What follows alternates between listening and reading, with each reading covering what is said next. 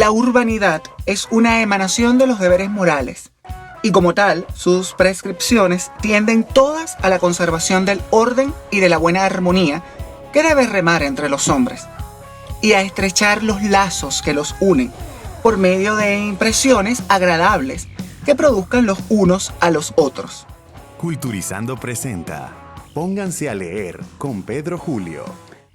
Hola gente, esto es Pónganse a leer con Pedro Julio, un espacio de divulgación de la lectura en el que semanalmente nos juntamos por aquí para hacer apología de ese vicio maravilloso que nos une y nos consume a todos los que andamos por acá, la lectura. Resulta que hoy tenemos un episodio muy circunspecto. Hoy vamos a hablar del Manual de Carreño. Y lo que yo les he leído al inicio del episodio es el artículo 2 del capítulo 1, que va sobre los principios generales que deben observarse para ser una persona de bien. El Manual de Carreño es uno de los libros más importantes quizá de la historia latinoamericana. Un bestseller del siglo XIX en Venezuela y fuera de nuestras fronteras. Y es que esta obra rápidamente se convirtió en el libro de cabecera del continente entero. Y esta obra monumental fue escrita por un caballero caraqueño de apellido Carreño, que no solo en su vida se dedicó a dictar las normas de las buenas costumbres.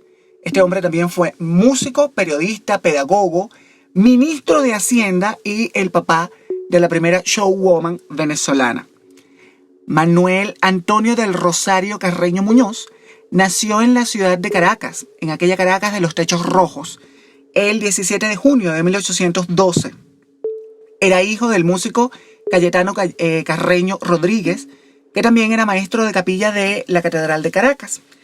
El maestro de capilla viene siendo algo así como un músico con mucha experiencia que se encarga de formar, de gestionar, de dirigir a los cantores y a los instrumentistas que son los responsables de la música sacra, digamos, en los oficios religiosos. Su mamá era María de Jesús Muñoz y, bueno, de su mamá no tenemos muchos datos realmente. Como era de una familia, digamos, clase media acomodadilla, más o menos, y su papá era un hombre proclive a las letras y a la intelectualidad, se preocupó de que sus hijos tuvieran una excelente educación. No solo en los aspectos básicos, sino también en lo musical y en lo cultural. A mí estos son los padres que me gustan, yo insisto siempre. Los que procuran educación y cultura para sus hijos, gente, esos son buenos padres. Eso es realmente lo que va a hacer grande a sus proles, los hará unos fantásticos seres humanos. Y no tanto la popularidad. Bueno, los niños Carreño Muñoz crecieron en un hogar lleno de cultura, como les iba diciendo, y este señor, Cayetano, el maestro de capilla, tenía una prole, digamos, como abundante, que en aquellos tiempos era algo como frecuente. Pronto, esta pobre gente empezó a pasar un poco de trabajo y la familia se tuvo que mudar de la parroquia Altagracia, donde vivía la crema y nata caraqueña, a una parroquia más modesta. Se mudaron a la parroquia San Pablo, porque en aquellos tiempos pues había mucha dificultad, eran tiempos difíciles. En esos años se libraba la gesta independentista y bueno, los ingresos estaban mermando. Desde jovencito, este caballero empieza a mostrar un interés que yo diría que llega hasta la vocación. Y ese interés y esa vocación era por la docencia, por la pedagogía. De manera que en 1841, Carreño funda el Colegio Rocio en honor al abogado, periodista, escritor y político venezolano Juan Germán Rocio. Rápidamente el colegio empezó a ganar prestigio en Caracas, de manera que, bueno, ahí confluían los hijos de las familias ilustres caraqueñas, atraídos no solamente por el alto nivel del profesorado, que era muy bueno, sino también por las cátedras que ofrecía. En aquella época también ejerció cargos dentro de la diplomacia, fue traductor al castellano de algunas obras imprescindibles del momento, como el Catecismo Razonado, Histórico y Dogmático del Abad Thériault y la Introducción al Método para Estudiar la Lengua Latina de Burnouf. Claro, esto no lo hizo solo, esto lo hizo con la colaboración de un amigo suyo, el doctor Manuel María Urbaneja. Quizás les suene el nombre. Bueno, nuestro eminente caballero, el señor Carreño, se casó con Clorinda García de Sena y Toro en Puerto Cabello en el año 1840. Clorinda, por cierto, era de una buena familia, diría mi abuela, porque resulta que esta señora venía siendo sobrina de María Teresa Rodríguez del Toro y Alaíza y de Francisco Rodríguez del Toro.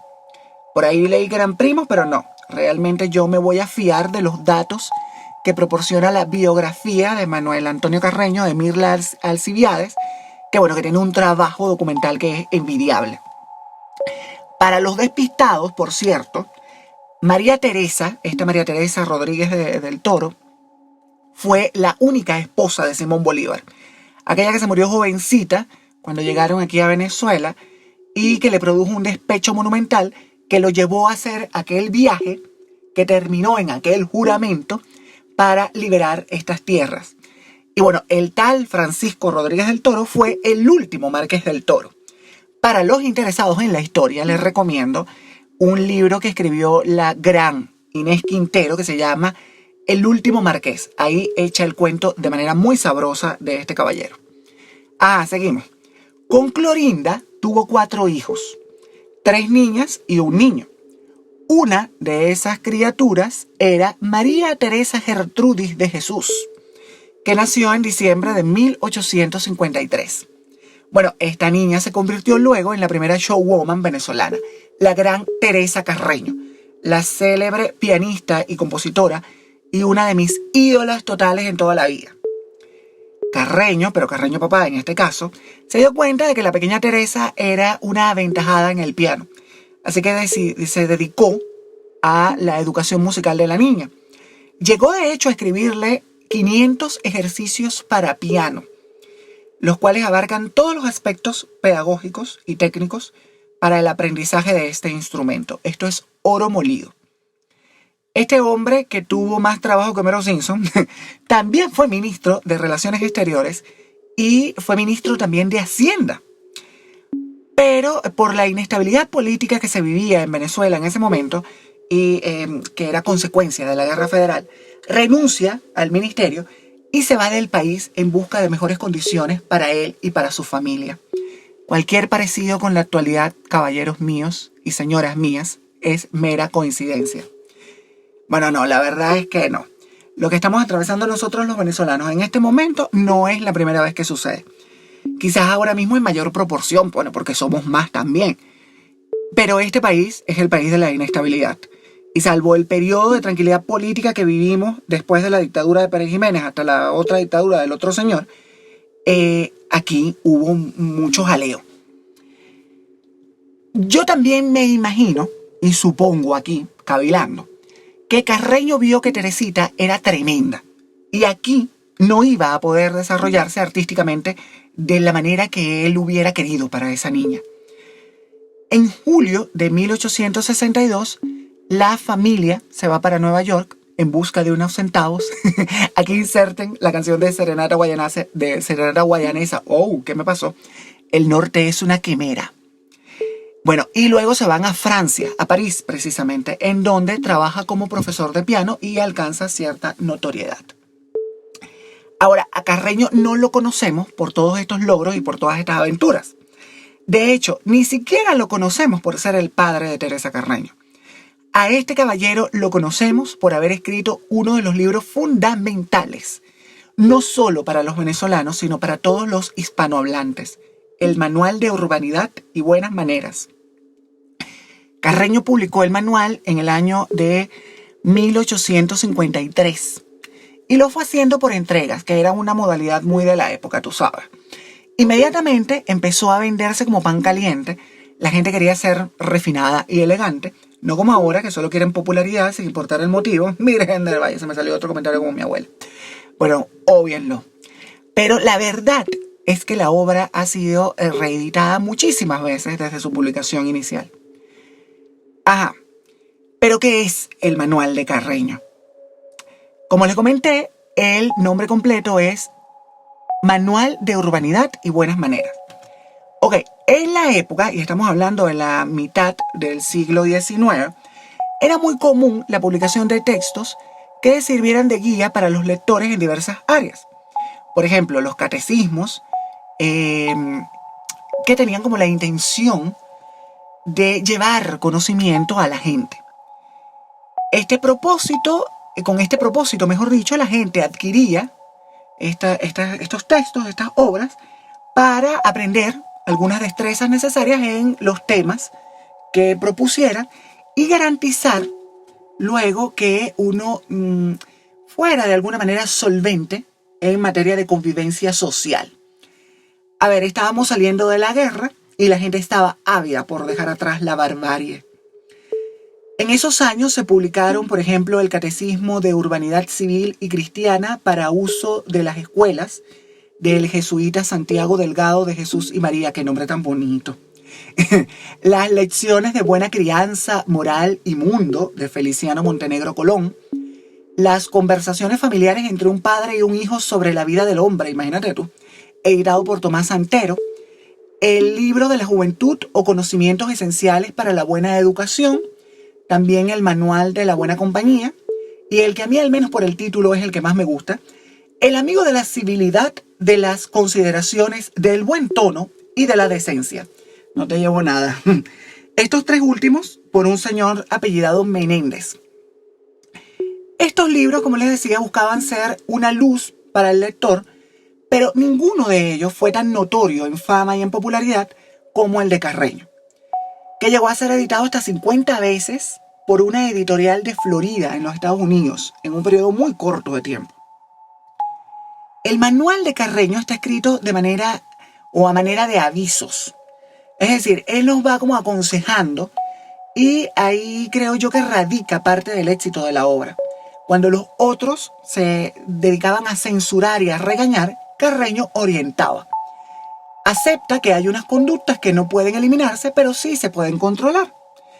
Y es más abierto en su forma y eso lo hace mucho más cercano al lector. Carreño, digamos que es más comprensivo. Él propone un comportamiento público y privado que trasciende el tiempo y el espacio, que aún hoy se sigue leyendo, aunque no tanto practicando. El manual de Carreño está dividido en capítulos. Cada capítulo tiene unos títulos, igualito que un código orgánico, y luego hay unos artículos. Los que sean abogados o los que hayan agarrado en sus manos un código o una ley, se ubicarán fácilmente en lo que estoy comentando.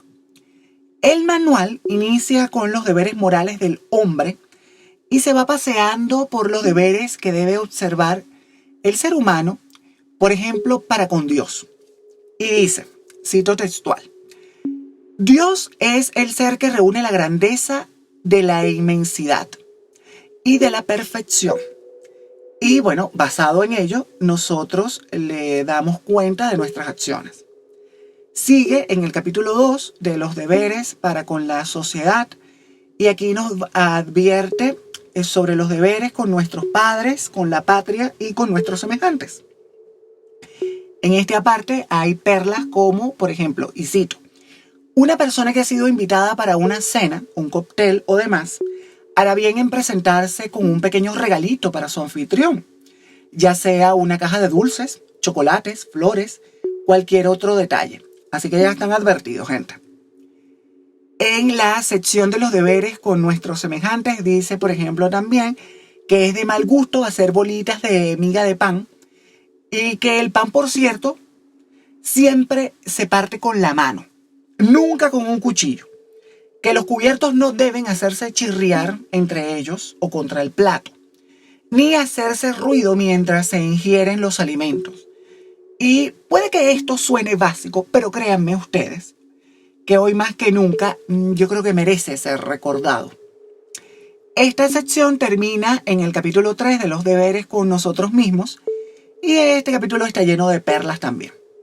Ahora entramos como en lo grueso del texto, en la sección de urbanidad y buenas maneras. A partir de aquí nos encontramos que los capítulos se dividen en artículos numerados y que en esta parte es donde Carreño hace gala de las buenas costumbres por las que pasaría la historia. En el capítulo primero se dedica a fundar los principios generales. Aquí habla de los conceptos de etiqueta y urbanidad. Hace algunas sugerencias, por ejemplo, a los suegros, que no deben visitar a una pareja o a la pareja, en todo caso, sin haber llamado antes. No vaya a ser que interrumpan algo, ya tú sabes, y bueno, esto último no está en el manual, por cierto. Otra cosa que dice es que si no te han pedido tu opinión o no tienes vela en ese entierro, mejor mantengas la boquita cerrada. Esto lo parafraseé. El capítulo 2 va del aseo. El aseo de nuestra persona, de los vestidos, del vestuario, el aseo de la habitación y para con los demás. Aquí hay mucha tela para cortar porque, a ver, Carreño arranca diciendo que el aseo es la base de la estimación social. Porque, díganme ustedes, ¿quién quiere relacionarse con alguien desasiado? Él dice que el aseo comunica un atractivo irresistible. Imagínate tú. Por lo que debe ponerse todo el cuidado del mundo en este particular. Yo estoy de acuerdo con él. A mí también me parece eso. Estoy muy, muy de acuerdo con él. En el artículo 24 dice que los vellos que nacen en la parte interior de la nariz y las orejas deben recortarse cuando empiezan a asomarse por fuera de ella. Es decir, que para Carreño ese refrán de donde hay pelo hay alegría, eso como que no era muy cierto que digamos. Ay, bendito sea Dios. También dice que jamás empleemos los dedos para limpiarnos los ojos, los oídos, los dientes, ni mucho menos las narices. Las personas que lo hacen excitan un asco invencible en los demás. O también dice que hay personas que al eructar acostumbran soplar fuertemente hacia un lado, lo cual es añadir una circunstancia todavía más repugnante al acto mismo. Mira, a mí me van a llamar señora del cafetal. Bueno, en algún momento casi que lo fui. Yo diría que más bien fui de los palos grandes. Pero es que yo hasta ahora estoy de acuerdo con este señor. Porque es que parece lógico, pero hay gente que como hay que recordárselo. Ahora pasamos al capítulo 3. En el capítulo 3, él habla del modo de conducirnos dentro de la casa. El vestirnos, al levantarnos, con la familia y con los vecinos. Arranca en el artículo 18, o mejor dicho, este capítulo tiene 18 artículos y aquí se contiene como que lo que debemos observar porque digamos que son como la base de una buena educación.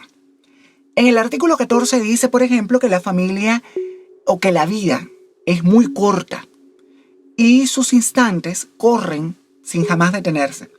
De manera que si somos ordenados y nos educamos e ilustramos en este particular, podemos aprovechar la vida al máximo. Este señor es mi ídolo. Aquí también habla del acto de acostarnos y de nuestros deberes durante la noche. Como eso de dormir con alguien que apenas conocemos. Ay, señor mío, la de veces que a mí me ha tocado eso. Bueno, a mí no solo, yo creo que ustedes también, seguro. Él habla también de que, por ejemplo, los ronquidos, él dice que no son una enfermedad, sino que son un mal hábito. Y luego, ¿qué sigue de dormir? Bueno, pues levantarse. Y este señor dedica una sección al acto de levantarse de la cama. Aquí todo es método. Porque Dios nos libre de dedicarnos a ese rudo placer de dormir con exceso o de permanecer en la cama después de despiertos. Habla también del vestido que debemos llevar en la casa y fuera de ella, del arreglo interior de la vivienda, de la paz doméstica, que se funda, por cierto, en mantener al margen las riñas y los altercados fuera del mismo techo donde se habita. Así que si se van a pelear con sus parejas, salgan al estacionamiento. Aquí hay una sección que a mí me subyuga. Esa del modo de conducirnos con nuestros vecinos. Carreño dice que mantengamos a nuestros retoños a resguardo de andar molestando en la calle. Y aquí, si adaptamos esto a las escaleras y las áreas comunes de los edificios, bueno, tiene mucho sentido. Y que hay que tener mucho cuidado con la forma en la que tratamos a nuestras mascotas y animales domésticos. Porque puede ser que se constituya en una molestia para los vecinos. Sobre todo si usted es de esos que saca a su can sin llevarse la bolsita para recoger las gracias. Claro, él aquí se refería a los animales estos domésticos que te digo yo, los pollos y las gallinas y los cochinitos y las cabritas. Entonces él decía, bueno, quizás para usted sea cómodo mantenerlos al final del patio, pero para su vecino que está próximo a su patio, aquello va a ser una pesadilla. Mantenga ese corralito limpiecito y procure que esos animales no hagan tanto ruido. Luego entramos en el capítulo 4, en el que aprenderemos a comportarnos fuera de la casa. Es decir, en la calle, en el templo y en las casas de educación, que son las escuelas de ahora. Aquí nos invita a conducirnos con gran circunspección y decoro. En el artículo 10 dice que cuidemos de no hablar tan recio que los demás puedan percibir lo que estamos conversando. Imagínate tú qué sería de todos aquellos que hemos hecho de escuchar conversaciones ajenas en el transporte público, un deporte, yo diría que casi olímpico. Bueno, en el 22 dice, por ejemplo, que no se debe saludar a una persona con la que uno no tenga amistad. Y a mí me pasa mucho esto, porque yo soy muy tímido, aunque no lo parezca, yo soy muy tímido. Y a veces no saludo por pena. Ahora, esto me ha grajeado una mala fama de antipático, pero la verdad es que si no le saludé es porque me dio pena. O porque no tenía los lentes puestos. Y bueno, mira, yo sin lentes no veo un carrizo. Eso también. En la sección de cómo conducirse en el templo, Señor mío Jesucristo, Dios y hombre verdadero, aquí tengo yo mi propio manual para los impertinentes que le faltó un buen catequista en su momento. Pero Carreño les dice en el artículo 8 que, absténganse de apartar la vista del lugar de los oficios para fijarla en ninguna persona, especialmente si esa otra persona es del sexo opuesto. Yo le añadiría no solamente que sea del sexo opuesto, sino que sea alguien atractivo, no importa de qué sexo era, eso ya no importa. Pero que bueno, mire, si usted va a misa, enfóquese en lo que va, no a estar mirando a los que tiene al lado. Dice que no nos sentemos en el banco que no nos corresponde. Y es que antes, en las iglesias, las familias tenían su banco. Y Dios les librase a ustedes de sentarse en el banco que no les correspondiera. Máxime, si usted era de una clase social inferior. Eso era pecado mortal. Por cierto que la familia de mi abuela tenía un banco en Santa Rosa, en la Catedral de Santa Rosa en Carúpano.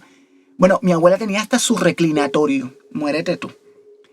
Pasamos al capítulo 5 acerca de cómo comportarnos en sociedad.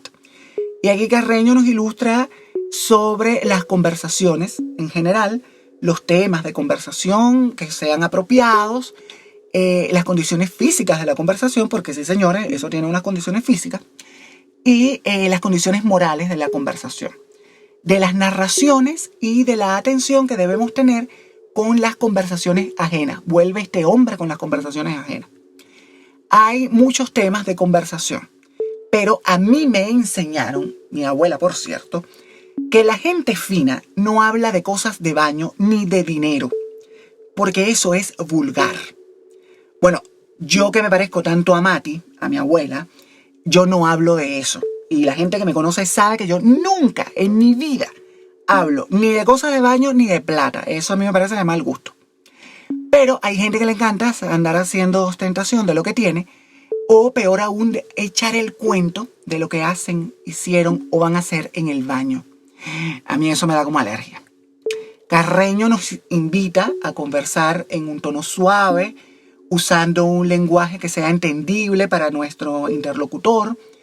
Y también nos invita a hacer pausas para que la otra persona o las otras personas que estén ahí puedan participar y aquello no se convierta en un monólogo que mate de tedio a la pobre gente. En este capítulo se pasea también por las visitas y las diversas reuniones sociales.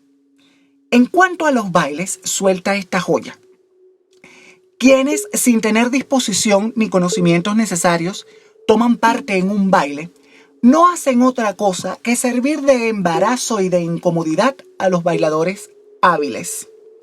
Así que ya saben ustedes, si no saben bailar salsa, no se pongan a inventar. O peor todavía, si no saben bailar lambada, miren, quédense quietecitos. Aquí un dato, yo me gané un concurso bailando lambada en una oportunidad con una amiga, mi mejor amiga María Alejandra, y bueno, me quedó la fama, tú sabes, la fama monumental de un experto en lambada. Y la verdad es que aquello me lo gané yo, no sé, porque Dios es muy grande. Así llegamos hasta el final, al capítulo 6 de las aplicaciones de la urbanidad, porque la urbanidad es como la sábila o el billete de $1. Es muy, muy versátil. Y en este punto encontramos mi favorita. Dice Carreño: evitemos el leer en la ventana para que los que pasan no crean que hacemos ostentación de estudio o afición a las letras. Bueno, Carreño, imagínate, si uno es de esos lectores que lee donde los agarra la pulsión, a ver, señor mío, aquí no estamos de acuerdo. Se lee en cualquier parte, en cualquier lugar y en cualquier momento. Además, que uno nunca sabe quién lo está viendo a uno cuando uno está leyendo. Y eso puede ser hasta seductor. Bueno, también depende de lo que se lea. Pero díganmelo a mí, que yo salgo siempre de mi casa con un libro en la mano. Así yo he conocido mucha gente. Me pasaba mucho en el metro de Caracas, por cierto. Ahora, no todo es gracioso o instructivo en el manual de Carreño, porque resulta que ha sido fuertemente criticado por su excesivo formalismo, y yo diría que raya en lo ritualista a veces, en esos avisos y en esas recomendaciones. También en el manual se deja ver una influencia muy marcada de la religión. Y eso se nota en la parcialidad con la que él se expresa en la sección del templo y de Dios. Bueno, usted no tiene que observar todo esto para ser religioso, o peor aún, si usted no es religioso, eso no le convierte en una persona de malas maneras, en lo absoluto. El manual muchas veces cae en el clasismo, por ejemplo. Y en múltiples ocasiones Carreño hace diferencias de trato entre personas de distintas clases o rangos sociales. Y emplaza cada vez que tiene oportunidad a que si usted es inferior, qué cosa tan fea, no parecen cosas de él. Bueno, si usted es inferior, no se comunique cara a cara con alguien superior. Y si lo hace por necesidad, debe pedirle permiso y hasta disculpas. No, ¿qué va? A Carreño lo han acusado también de machista. Porque, por ejemplo, en uno de los capítulos dice que las mujeres deben educarse en los principios del gobierno doméstico y en ensayarse en sus prácticas desde la más tierna edad. En el artículo 17 de las conductas en la casa dice que las mujeres, su destino las llama a ciertas funciones especiales en el que necesariamente han de estar el método como su principal guía, so pena de acarrear a su familia una multitud de males de alta trascendencia. O sea, como que si las mujeres tuvieran el peso de la limpieza y el orden en una casa. No, señores. Ese peso se distribuye, esa carga se distribuye entre todos los miembros de la familia. No solamente de las mujeres, de la mamá, de la abuela, de la tía, de las hermanas. No. Todos participan y todos colaboran, porque todos viven ahí. Pero yo creo que más que criticar este texto, nosotros debemos situarnos en el contexto histórico en el que fue escrito. Este caballero, insisto, nació en 1812. Las cosas eran distintas. Las cosas han cambiado. Aunque pareciera que no han cambiado mucho, pero las cosas han cambiado. Y en ese momento, por ejemplo, la esclavitud no había sido abolida en muchos países de Latinoamérica. Y las mujeres ni siquiera soñaban con poder votar. De manera que yo pienso que no hay que ser tan duros con el texto, sino extraer de aquí lo que es útil realmente en este momento. Porque aunque parezca pasado de moda, la educación siempre va a estar vigente. El libro de Carreño fue tan importante que el 14 de marzo de 1855, el 14 de marzo es el día de Santa Matilde, otro dato, el Congreso Nacional de Venezuela recomendó el uso de la obra en el contexto educativo. Y más de uno recordará seguro que sus abuelos y hasta sus papás, o quizás ustedes mismos, estudiaron el manual de Carreño en la escuela. Yo, por ejemplo, recuerdo una materia que se llamaba Formación Familiar y Ciudadana. Y ahí básicamente uno lo que veía eran muchas cosas que estaban aquí en el manual.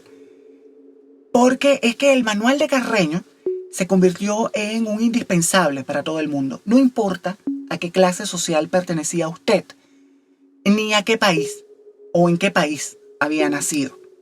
El manual condensa un sentir, el sentir de un continente, esas ganas, insisto, de dejar atrás la barbarie. Yo tengo mi manual, por cierto, de la época escolar, porque les digo, uno estudiaba el manual de Carreño.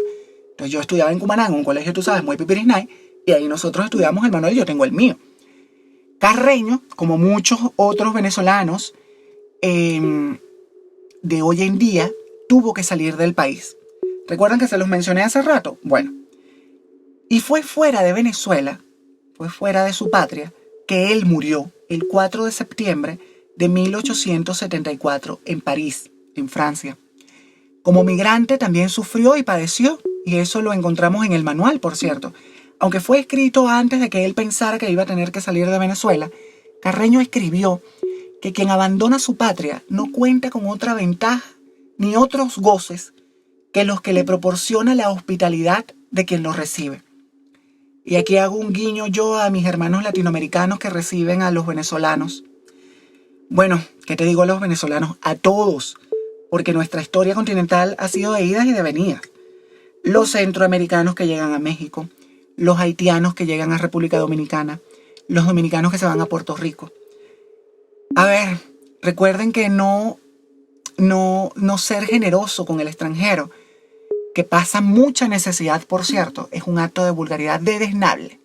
Para Carreño es una corriente suprema. Yo con esto último me voy a ir despidiendo porque si no nos agarró el sereno en este momento, está por agarrarnos. Me voy con la esperanza que renuevo yo todas las semanas, haberles picado la curiosidad y que se vayan a buscar el manual de urbanidad y buenas maneras de Manuel Antonio Carreño y se den un gusto leyendo esta maravilla. Puede que les parezca rancio, pero es un ejercicio que, a mi parecer, nos ayuda a comprender por qué nos conducimos de la forma que lo hacemos y también es que porque vamos por donde vamos. Recuerden que para criticar hay que conocer y para emitir un juicio, en este caso, y bueno, en el caso de cualquier obra, hay que leerla primero. Bueno, gente, nos encontramos en el próximo episodio para seguir haciendo apología de este vicio tan sabroso, la lectura. Y ya saben ustedes, les recuerdo la consigna de todos los sábados, de todos los días. Pónganse a leer. Culturizando presentó